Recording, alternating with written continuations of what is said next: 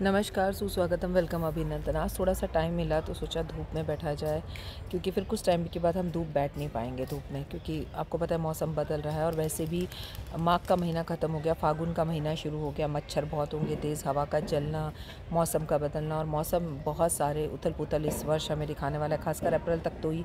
और आप में से किसी ने कहा ये युद्ध की स्थितियों का क्या होगा? मैंने तो आपको साल की शुरुआत में ही बता दिया था कि मंगल जब राजा और मंत्री हो तो युद्ध की स्थितियाँ बनती हैं। बस यही यूँ ही दिखता रहेगा, कभी इस देश में कभी उस देश में, और ये स्थितियाँ दिन पे दिन ख़राब होती जाएंगी, कभी सही होंगी कभी ख़राब होंगी, तो ये हमें यूँ ही दिखता रहेगा, ये सरप्राइजेस।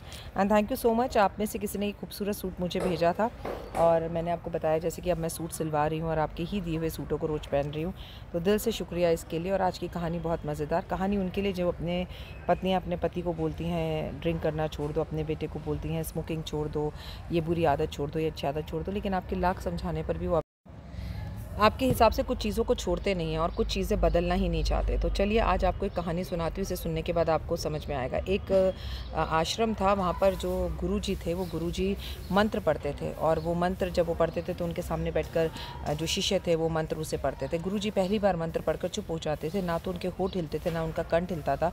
तो एक शिष्य ने बाद में कहा, गुरुजी हम सब तो मंत्र पढ़ते हैं, इतनी ऊँची ऊँची आवाज़ में पढ़ते हैं, आप हमें याद करवाते हैं, लेकिन हमने आपको देखा है आप भगवान से ना तो कभी कुछ मांगते हो, ना मंत्र पढ़ते हो, और ना ही आप बहुत ज़्यादा आपके होठ हिलते हैं, ना आप कंठ हिलता है, आप मन शांत चित्त होकर बोलते हो, और हम अगर कोई गलती कर रहे हो तो आप उसे रोकते भी नहीं हो, बस आप आँख खोल कर देखते हो और आँख बंद कर लेते हो, हम समझ जाते हैं जिसकी तरफ आप देख रहे हैं वो व्यक्ति गलती कर रहा है, ऐसा क्यों?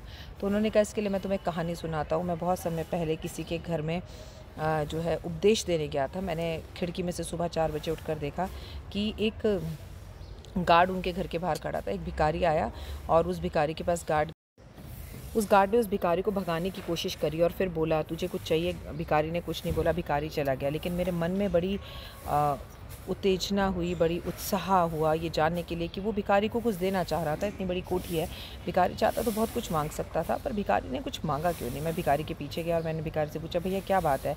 वो तुम्हें सब कुछ दे सकता था, उसने तुमसे पूछा भी पर तुमने मांगा नहीं। भिखारी ने मुस्कुराकर एक जवाब दिया और कहा कि उसे मेरी स्थितियाँ देखकर समझ में आ रहा था कि मैं भूखा हूँ, नंगा हूँ, प्यासा हूँ और पैसों की ज़रूरतमंद हूँ। वो मुझे पैसे दे सकता था, बैठने के लिए एक छत दे सकता था, एक कप सुबह सुबह चाय दे सकता था, नाश्ता दे सकता था, लेकिन उसने मुझे देखकर बोला, हाँ भाई क्या चाहिए? जब वो मुझे देखकर ही नहीं समझ पाया तो मेरे मांगने पर मुझे क्या देता, इसीलिए मैंने उससे नहीं मांगा। कितना अच्छा जवाब दिया ना। तो अगर आपके घर वालों को पूजा पाठ भक्ति करनी है तो आपको करता देख कर करेंगे। अगर आपके पति बहुत ड्रिंक करते हैं और उससे घर का माहौल ख़राब हो रहा है, बच्चे ख़राब हो रहे हैं, तो खुद पीना छोड़ेंगे। अगर आपके बच्चों को लगता है कि हमें पढ़ना चाहिए, स्कूल खुल गए हैं, एग्ज़ाम है, तो वो खुद पढ़ेंगे, लेकिन लाख बार आपके कहने के बाद भी नहीं पढ़ेंगे। मतलब इसका मतलब ये नहीं कि आप उन्हें कहना छोड़ दें। परमपिता परमात्मा के पास मंदिर जाकर खड़े हो जाओ, उन्हें पता है कि हाजिरी लगाने आई है तो ज़रूर कुछ चाहिए। सुख शांति मांगिए, अपना भला लोगों का भला मांगिए।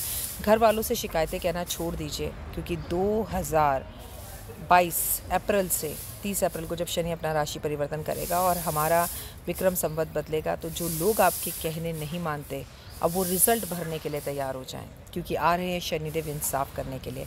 कमेंट्स में जय माता दी ज़रूर लिखिएगा। कहानी कैसी लगी ये भी बताइएगा। आप सबका प्यार, आभार, धन्यवाद। और बाहर आज धूप में बैठी हूँ थोड़ी देर, बहुत अच्छा लग रहा है। अगर आप भी अभी तक धूप में समय निकाल कर नहीं बैठ पाए तो थोड़ी देर ज़रूर बैठिएगा। आज देव का पहला प्रैक्टिकल था, मतलब सेकंड प्रैक्टिकल था, वो अभी स्कूल से आया है चेंज करने के, उससे थोड़ी देर यहाँ बैठ के मैं पढ़ाऊँगी, उसके साथ एक क्वालिटी टाइम बिताऊँगी। अपना ध्यान रखें।